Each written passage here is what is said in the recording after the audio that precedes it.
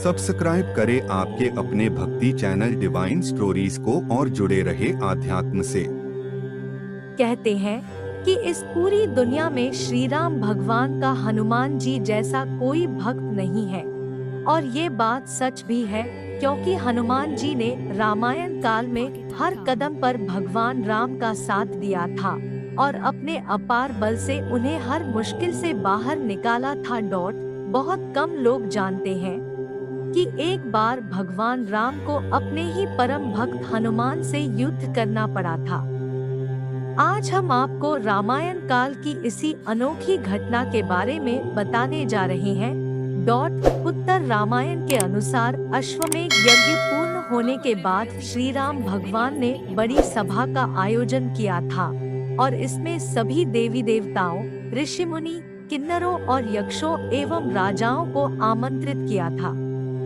इस सभा में आए नारद मुनि के भड़काने पर एक राजन ने पूरी सभा के सामने विश्वामित्र को छोड़कर सभी को प्रणाम किया।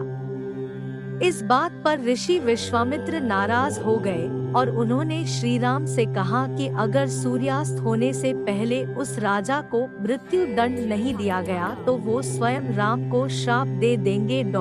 इस पर श्री राम भगवान ने राजा को मृत्यु दंड देने का प्रण लिया और ये खबर जब उस राजा तक पहुंची तो वो भागा भागा हनुमान जी की माता अंजनी की शरण में चला गया।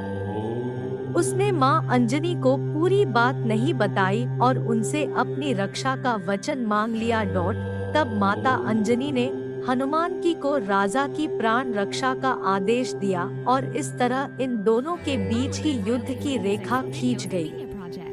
हनुमान जी को ज्ञात नहीं था कि उन्हें राजा की रक्षा स्वयं अपने प्रभु से करनी है और उन्होंने अनजाने में भगवान राम की ही शपथ ले ली कि कोई भी राजा का बाल भी बांका नहीं कर पाएगा। जब हनुमान जी को सत्य का ज्ञात हुआ तो वो धर्म संकट में पड़ गए कि राजा के प्राण कैसे बचाएं और मां का वचन कैसे निभाएं। ऐसे में हनुमान जी को एक योजना सूझी। उन्होंने राजा को सरयू नदी के तट पर जाकर राम का नाम जपने के लिए कहा और वो स्वयं सूक्ष्म रूप धारण कर राजा के पीछे छिप गए। जब राजा की खोज करते हुए श्री राम भगवान सरयू नदी के तट तक पहुँचे तो उन्होंने देखा कि राजन राम नाम जप रहा है। तब श्री राम ने वापस लौटकर ऋषि विश्वामित्र को अपनी दुविधा बताई, किंतु विश्वामित्र अपनी बात पर अडिग रहे। इस पर श्री राम भगवान वापस सरयू नदी के तट पर गए। ऐसे में श्री राम भगवान को हनुमान जी की याद आ रही थी।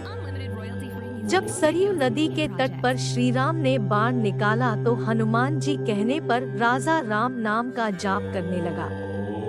श्री राम फिर दुविधा में पड़ गए। राम फिर लौट गए और विश्वामित्र के कहने पर वापस सरयू तट आए। इस बार राजा जय जय सियाराम जय हनुमान गाने लगा। इस दुविधा में ऋषि वशिष्ठ ने ऋषि विश्वामित्र को सलाह दी कि वो इस तरह राम को संकट में ना डाले। वो अपने भक्त का वध नहीं कर सकते हैं। तब विश्वामित्र जी ने श्री राम को अपने वचन से मुक्त कर दिया।